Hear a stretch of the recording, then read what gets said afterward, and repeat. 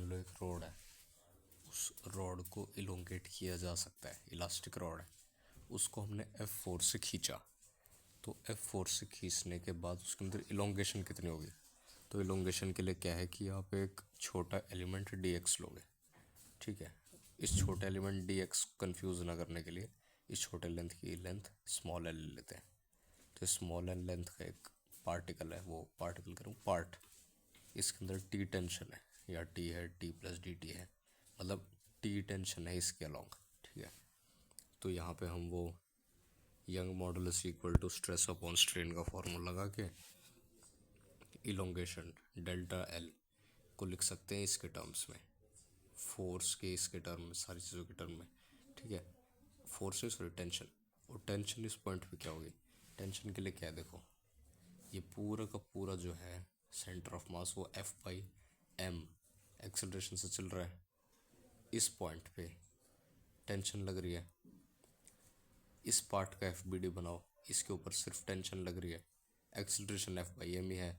तो tension upon इसका mass कितना होगा? M into small L upon, नहीं स्मॉल एल नहीं, L, L upon L not, ठीक है। ये आएगा इसके अंदर वो एक्सेलरेशन, और ये इक्वल टू है एफ बाई एम। तो वहाँ से एल की वैल्यू आ जाएगी F into L by L not,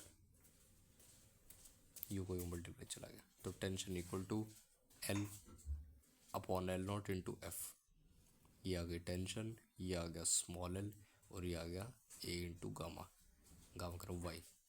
तो डेल्टा एक्स क्या है? स्मॉल एल के अंदर जो छोटी सी इलोंगेशन आई है वो, यानी कि इनडायरेक्टली एल का जो हमने डी एल लिया, डी एल का भी डी एल आ गया, जो वो है छोटा डेल्टा एक्स। मतलब समझने की बात करो, इसके अंदर स्टैंडर्ड एब्रीवेशन यूज़ नहीं की गई है, तो हमें इससे समझना पड़ेगा। तो फिर यहाँ से इंटीग्रेशन शुरू करते हैं।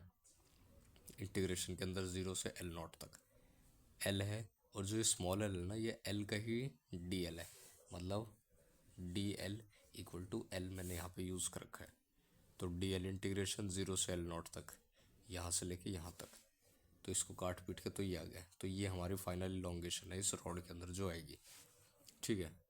तो मुद्दे की बात क्या है, मैं पूछूं कि बताओ ये जो है यहाँ से लेके, या फिर मैं सीधा ये पूछ लूँ कि बताओ ये जो पूरी रॉड है इसके अंदर आफ्टर टी टाइम इसकी स्पीड कितनी हो जाएगी?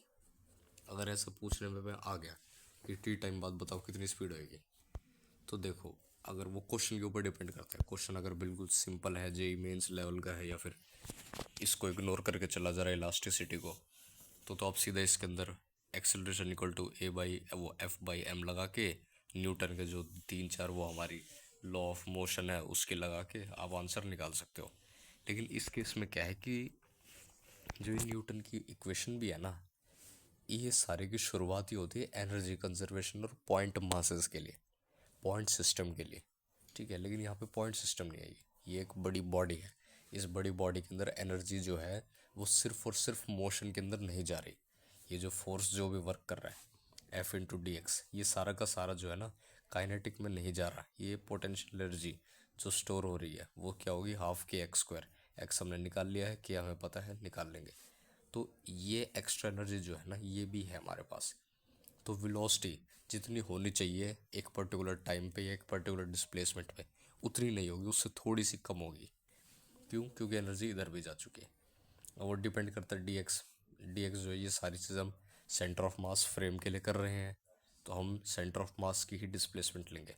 मान लो जो आगे वाला पॉइंट है उसको एक्स डिस्प्लेस किया गया, जो सबसे आगे वाला पॉइंट है जो कनेक्टेड है इससे, उसकी फाइनल जो डिस्प्लेसमेंट है वो अगर एक्स आ रही है, तो जो सेंटर ऑफ मास होगा ना उसकी एक्स नहीं आएगी, उसकी एक्स से थोड़ा सा कम आएगी, थोड़ा सा कम। जैसे ये एक्स है यहाँ से यहाँ तक, और जो ये होगी एच की इसकी, और जो मिड पॉइंट होगा उसकी थोड़ी सी कम होगी, और जो ये गैप होगा ना, ये गैप ही वो एनर्जी खा जाएगा ये पोटेंशियल एनर्जी की फॉर्म में। ये गैप वो इलोंगेशन है, ये इलोंगेशन। चलो ये तो टोटल हो गई। अगर ये सेंटर ऑफ मास तक देखें यानी इसकी हाफ हो जाएगी, तो ये इलोंगेशन ये वाली है। तो इसको हम वर्क के अंदर काट देंगे ताकि हमें डायरेक्टली ये मिल जाए। फिर वही बात है ना, या तो डिस्प्लेसमेंट के अंदर यहाँ से वो छोटी सी लॉन्गेशन काट दो, ये वाली लॉन्गेशन, तो लिमिट के अंदर यहाँ पे या तो सब्ट्रैक्ट कर दो, या फिर लिमिट पूरी पुट करो बाद में सब्ट्रैक्ट कर दो, तब जाके आपकी वेलोसिटी आएगी। मतलब ये बहुत बहुत ही रेयर क्वेश्चन टाइप है, लेकिन कुछ भी हो सकता है, तो हम कॉन्सेप्ट जानने के लिए सीख रहे हैं।